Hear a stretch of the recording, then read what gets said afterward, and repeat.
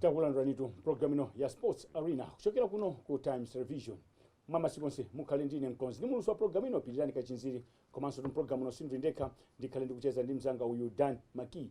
Pano tikhale tukambira natu nkhani zosiyana-siyana tione kunazo diyayi mu Champions League kodi ma results ayenda bwanji, komanso tione kuti She Flames ma preparations achi ali bwanji, komanso tikhale tikuona ndithu English Premiership kumangala ndikomwe kuti kodi ikuyenda bwanji. Ndiye mutakhala pomwepo pali kuti kubwera tu ndi zimenezi mu program yanino ya Sports Arena.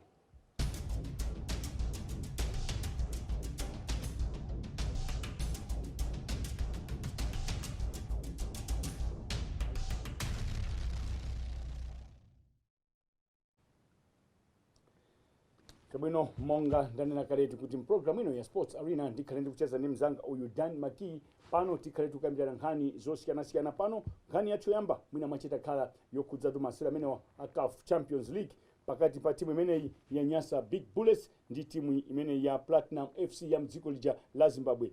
Nyasa Big Bullets yatuluka ndithu italephera kugonjetsa timu imeneyi ndipo inagonja 3-2. Tunaona first leg Bullets ndi Platinum FC inali 0-0 kuno kumudzi. Pano anapita kukamenya mpira umenewu komwe ku Bulawayo. Pamenepo mu Confederations Cup FC Proline nayonso yapanga 0-0 ndi Master Security, komatu FC Proline yadutsa itagonjetsa timu imene ya Master Security 3-0 away. Ndiye pano mwina mwake Dan tatiye ambe kuona game choyambirira ya Platinum FC ndi Nyasa Big Bullets. Yatulutsika Bullets koma inali ndi danga yokuti ndithu inakatha kupeza mwayi wokuti ipitirire ndithu mwina ndikapezana ndi timu inene kusogoloku ndithu kandi UD Song. Yes. Kwambirira mwina pira nene kuti ma preparations awo kunoko anali abwino, koma mwina mwake maendedo opita ku Zimbabwe Bulawayo ineyo nali ndi ma question marks chifukwa chonena kuti kumene kuja ndakhalako ku Bulawayo for example kwamene amapita ndi kwamene maphunzira skulu yanga. From Harare to Bulawayo ndikutali kwambiri. Ndipo timu itanyamuka lachitatu angakhale ndinakatsangala kuti atapita pa ndege zinakakhala zosangalatsa kwambiri, koma kupita pa road anapita lachitatu. Ndinapanga raise ma programs ena ambuyo mu pankhani imene kunazo kuti you can't expect team kupanga travel over 1000 kilometers kamenya mpira ndukhala timu yabwinobwino onse ndikupambana. Mmene nanena kuti okay mwina mwake zinavuta zina zake sanafuna kupita pa ndege anapita bypass, koma ine my advice was anakapita mmene ananyamuka lachitatu anakangopita straight to Bulawayo ndiye kuti anakafika around 10 o'clock. Full rest lachitatu safika usiku. Lachinayi iso kati mwina mwake ndi ku loosening up mwina chamma 5. Then Friday anakangopita ku training masana baja amalolera kuti a day before game mwina ku train pa match venue. Anakaka trainer Friday osati hardinso game iya anakawina Bullets. If you check pina pake fatigue inagwira chifukwa chona kuti anapita lachitatu agona mu Harare. Mu Harare Thursday they trained at the National Sports Stadium. Then kuchoka kumene kuja ayamba ulendo ndikuchoka kunoko kupita ku Karonga Bulawayo ndikutali tu. So it also affected my players ajawo. Fatigue mutu muone la tachinyisa the last 5 minutes. Fatigue play the part. Kwambiri pa pitch inali bwanji game. Game inali balance uti uone game hii amaopa na teams awawa. And kufika ponena kuti mwina mwake Bullets they managed to score 2 goals. I think anyamata anaisesa because if you take a lineup kwambiri ya Bullets ambiri ndachinyamata achitepere they don't have that maturity kapena that experience kuti apange with stand hit as compared to team imene yachina Platinum FC imene ili masinzo the players achina Devon Shata amene Devon Shapa amene anachita chigoli choambira cha penalty. He played for the national team. He's one of the experienced players mu team imene. So kupezeka kuti 2-2 and we considered 5 minutes, the last 5 minutes. Yonena kuti in our surprise when I was watching this game kuna 5 minutes upeza kuna kuti antu ta draw 2-2. That's the result I meant mafuna when we needed a goal a draw ya zigoli. Kupezeka kuti antu upanga sufurumira osamagwa kupanga delaying tactics kulibe. They just went kumamenya normal. The coach amena so kuti auze kuti let's keep on the because ababo panafika panaone straight kuti awawa and these guys anali 9 in cut. Koma ife maoneka ngati tatu lusidwa red card ndi fail iwo ali 11. pina pake sindikuza kuti Tactically, pina pake, I think we didn't get it we right. didn't get it right. Eh, Yes. because kungopangidwa and anapatsa red card is one of their prolific strikers Albert Yondo from Cameroon. Ndekuti apapa anakaistretcha team it because they were not playing with the 3 defenders. Yeah. Ndekuti iwo with the 3 strikers. Ndekuti ena zingomenya mipira yembali basi. Yeah. Kuti to stretch the defense. Ndekuti anakakhala pampani pani. Koma kuti uone palibe chamichima chitika. Kumapezi kanso mwina mwake ma defenders a Platinum atatu akumaka striker most. The rest of my players are bullets apanga abwerera mbuyo apita pa midfield. Koma mwina mwaje tinene pamene done kuti I think possibly fatigue. Chifukwa anthu mwakakuti mwatopa even to loosen up it will take time for them. First half yose jamakauti mpanga struggle to loosen up. Eh, kwambiri. Azizati mataya nthawi kwambiri ndizi ngati zimene zijazo momwe timpanga concentrate pa game. Muti muone even awawa maendedwe atabwera kunoko ku Malawi. Ndege yawo because akupanga renovate pa Chireka anathera ku Lilongwe. They didn't know kunena kuti kunoko akathera kuchi. When they traveled by bus anadandaula kwambiri. Anakakhala kuti mwina mwake mwina another day yonena kuti akhale munomo then the other day amenye game inakavuta ya Pakamuzi Stadium. What I suspect is kunaso kuti the coach didn't get my tactics right by game. Koma we missed the point iso kunoko when we played them at home. Yeah, we were supposed we to dominated the game. We were supposed to go score a goal. Panopo boys tikunena zina. And chinakaka chosangala sonena kuti we meeting you disongo umene kuli ma players aku Malawi Charles Sweeney, Frank Banda ni John Banda. Inazikaka zosangala kwambiri. Alright, chabwino buje ndani taiona game imene Platinum yadutsa itachinya Bullets 3-2 away. Now, pano FC Proline ndi Master Security. Yeah, result ya FC Proline ndi Master Security aliyense amadziwa kuti Master Security ituluka. Koma timangoyembekeza result. Koma for them to come up with the 0-0 result, I think anachilimika kutengera ndi mmene zimachitikira ku club. It shows kuti team imene ili ndi potential koma kuti I think it's management. Management sizikwenda. Komanso it's very hard apiriani you are going to a match ma players akuziwa kunena kuti ma coaches athu this is the last game akuchoka akupita ku team ina. For you to get a result ngati yomwe ya 0-0 I was expecting mwina kuti mwina make aluza. Koma drawing. Yeah. Usazikana ni ma coaches awo. Amina kuti akupita ku Silver Strikers. Zosakhala bwino. So Silver Strikers yangotenga makochi onse. Yangotenga makochi onse. So pano mwina so done. Sana kambi kwambiri nkhani ya FC Proline ya team imene ndi Masters. I understand kuti ma supporters wa Bullets analephera kufika ku match venue. Anakafika 2 hours late. Yeah, basi mene I the chance yonena kuti nakayionera nakayiona akukonzekera ulendo wawo and I said even to the driver kuti basi nimene ndimaziwira ine ulendo singakafika ku Bulawayo. Anena kuti ayi kati timapita ku Karonga kuti kuli mapiri watimoko kuli flat koma nanena kuti ine with my experience basi isikafika and I wasn't surprised kumva kuti ati panyama panda atangodusa pang'ono basi yaonongeka anthu ajakapu sopano atolangani atu galachina Williams Gonda they to sopano get my lifts kupita ku Bulawayo and kupeza kuti Williams uja kukafika ku Bulawayo kujako kupeza kuna kuti at least pa half time walowa. He was very lucky. He was very lucky. Okay, fine. So tikaona game imene ya FC Proline ni Masters. Ukuona kunazo kuti maybe tactically Masters chinafuta ndi chanu mna mange alephere kuchini. Yeah, mene nanenera mujambo kunena kuti game apirani zinthu zambiri zimakhala involved.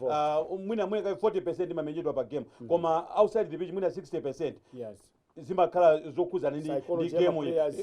I can take you back to Kosafa Women's Championship ku South Africa. You look at the game we're supposed to qualify if Malawi koma unapeza kuti anthu anavinapo game ya Zambia ndi Botswana. So kuli zinthu zambiri zamene zimachitika. Chifukwa chake anthu ena amadandaula game ya Bullets akuti ine nakapita nawo ku Bulawayo mwina ndikakhale ku hotel ya Platinum because ineyo language ni maiziwa ndikuti bwezi ndikupanga feed information kuja ku Bullets because mpira umamenyedwa kunja and kupezekanso kuti anaimbira game imene is one of the seasoned referees iskazwe wa ku Zambia amene sunga pange za chinyengo koma zina ndi zina zimene zimachitika outside mpitch zimakhala zambiri kwambiri mmene tanenera papa ya Proline ndi Master Security anyamata akudandaula kuti ayi ndrama zathu makochi akuchoka such things psychologically zimakupanga na affect basi.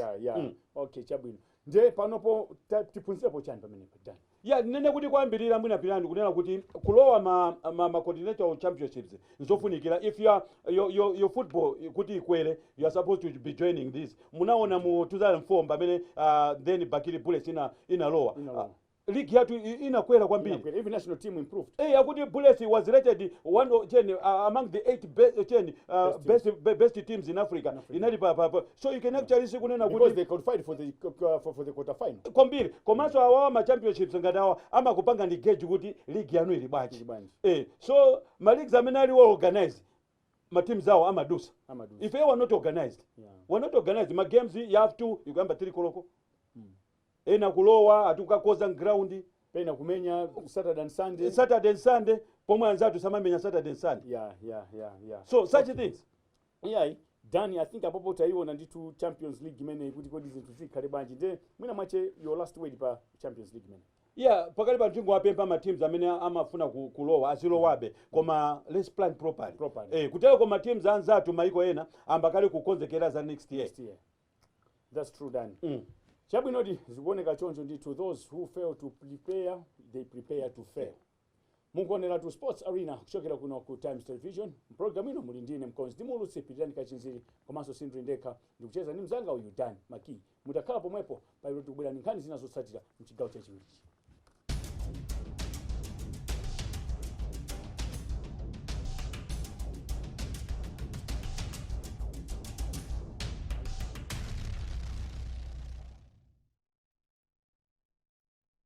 Monga ndanena kaletu kuti mukuonera Sports Arena kuchokera kuno ku Times Television.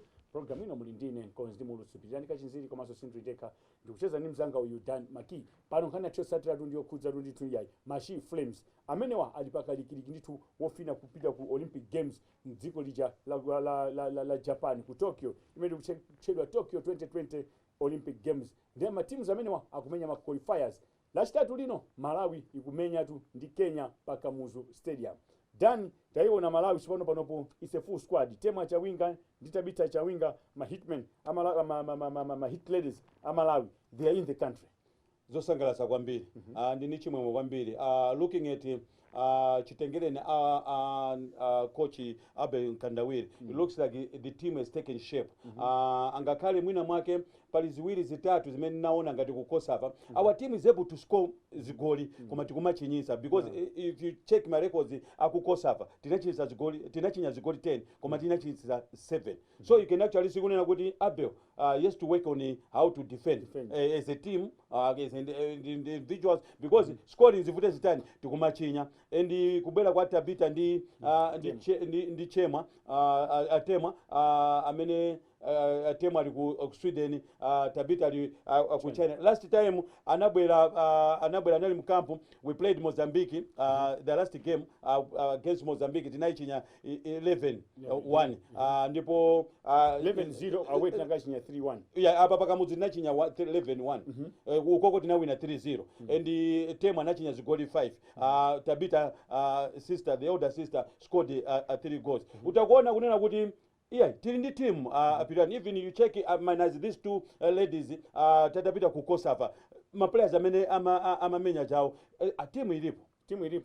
I'm even impressed ni ma passes how they pass asiyana menu.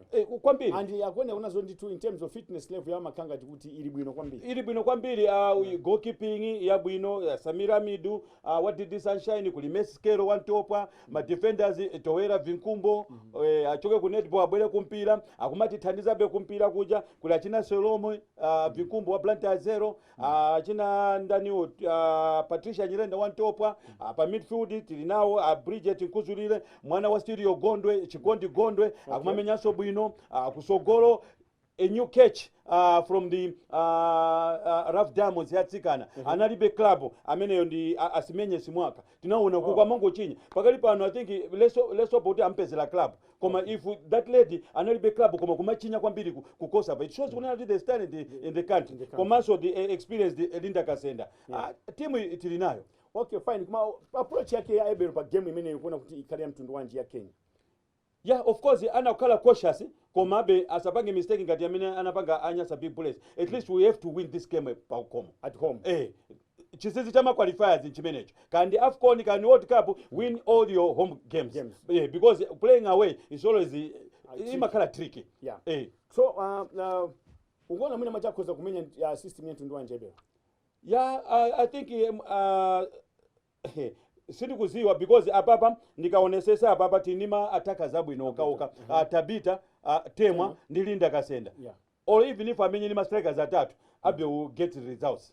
Because apapa already Linda akumachinya, Temwa is obvious zivute zitana achinya, Tabita zivute zitana achinya. So we need to score goals. Yeah, what kuti kali comfortable tikamapita ku Kenya.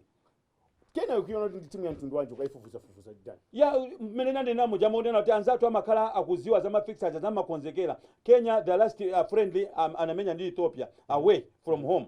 Kuti aone atmosphere team akhala bwanji ndipo anapambana 3-2. So you can actually see from that result unena kuti game hii itakukhala yovuta.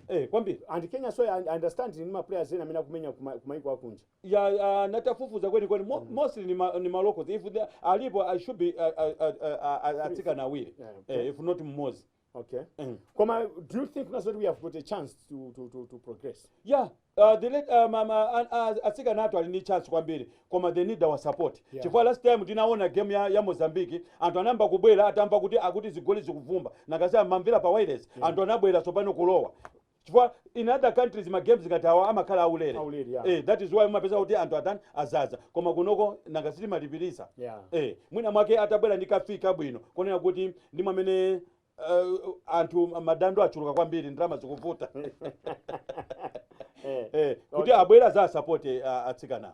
Right, I think iti one game imene ilachitatu lino paka muzu stadium kunazo kuti zita bwanji kwa panopo Malawi nditu ma players onse Tabita Temwa onse amene amenya maiko akunja ali mdziko momuno konzekera nditu mpikisano menewu payene poti kumenya ma games oti tipite ku 2020 Olympic Games ku Tokyo.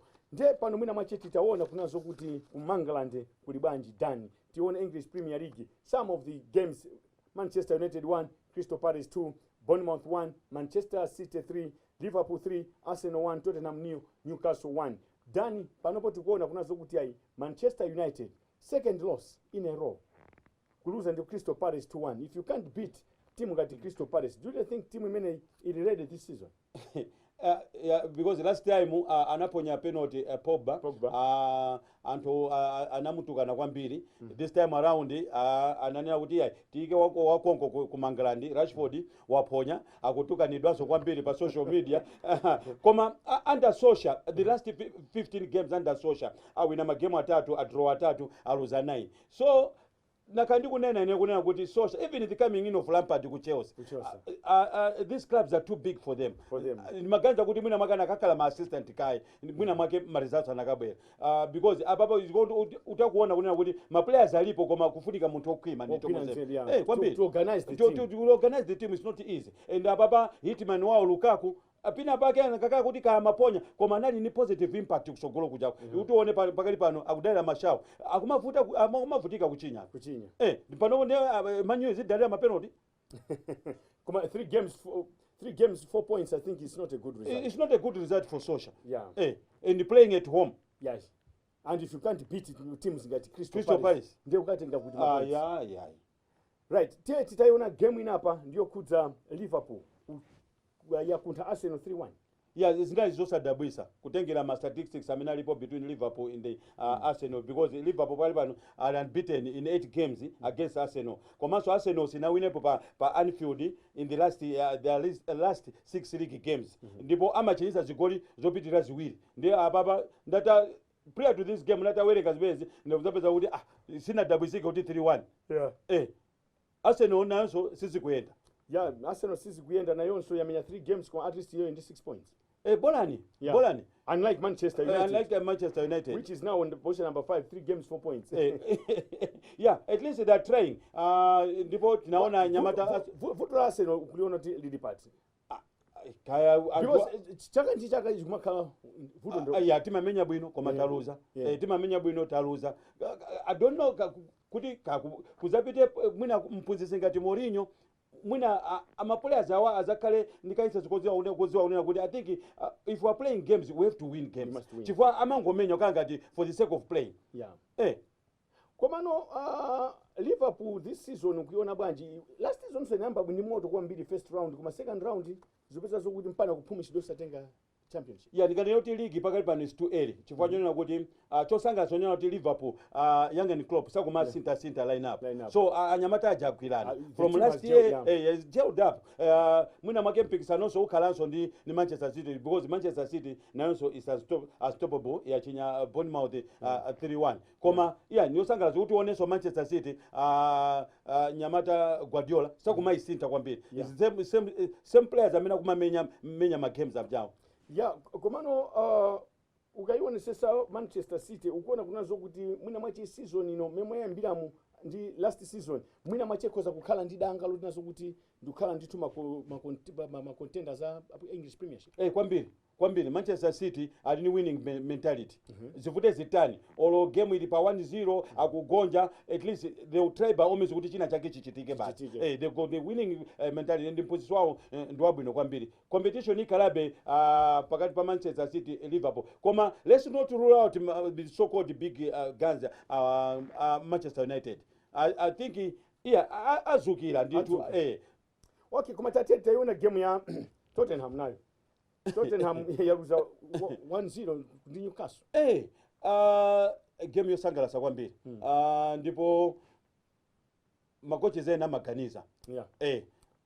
Anaitengesa bwino acheni Tottenham ijayo amazoa kuti Tottenham strength yawo asalole kuti mwina mwake alowe box and amatseka ndithu aside the 18. Okay. And after scoring that long goal uti one zimene amapanga they were attacking kubwerera kupita kubwerera zamene anakapanga bullets ku Blair attack kubwerera pang'ono ma delaying tactics akusogola kwa 5 minutes amazigwesa ma goalkeeper winaso ukujako wazigwesa nthawi kumapita akupasirana corner kick no long corner short corners umuhoda munthu atulusa ikhalanso corner basi nthawi ikupita.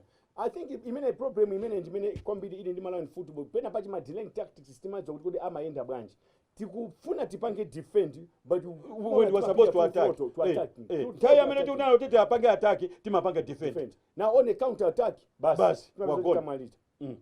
So mwina mache done tango in seconds taipanga wrap up mema yambira English Premier League. Yeah, I expect that wow na mpira wabwino this season. Kwambiri tione na mpira wabwino utione Norwich kuvutana ni Chelsea. Chelsea survived by the skin of their tooth. Anapambana game mene 3-2. So you can actually say kuti Premier League it's always tough. Taona even player wa Sopano Pepe yakuonesa zisuzo kwa Arsenal komabe ikuoneka be kuti I think amulandiladi kuti Premiership you do a lot of running komanso imakhala very physical. Yeah, people argue kunazo kuti maybe kapena Spanish La Liga mwina mwache is better off than English Premiership. While I feel kunazo kuti English Premiership is the strongest league I think in Europe. Kwambiri because you do a lot of physical contact kusiyana ndi ku Spain ni maonela ya game ya Barcelona ndi Real Betis imene apambana 5-2. You can't compare that game kuonera mwina imene ya Bournemouth in Manchester City utaona kuti umamangadi koma chinansangalatsa Spanish La Liga at least amakhala ndi player mmodzi wachichepere amene amamulowesa mu game uja kuti azimpanga build for the future analowesa mwana an African was like 16 Piran is a gem for player. Kunoko you can't risk mwina zinthu ngati zimenezo koma mwana anaonesabe kunena kuti from the academy this player is developed and akupanga develop anamulowesa mwina the last 15 minutes koma he proved ndithu kunena kuti olomesa maombera manja kunena kuti I think mwana uyu has got a future. Thanks very much Dan tisiye anthu ena abwalo tionanenso mwina mwache lachisanu lino tione kuti titengeza mtundu wanje after she flames yatapambana ndi Kenya mukenderatu mumaoneratu Sports Arena kuchokera kuno ku Times Television mama sikonse mnali ndine mkonzi ndimulo spitirani kachinziri sinali ndekha program ino nali tundi mzanga uyu Dan Maki mtazakhala pompo lachisanu lino pomwenso tikubwera ndi zina zotsatira zokhudza masewero kuno kumudzi tingoti zabwino zonse pamene mukuonera ma program otsatira wa pano pa Times.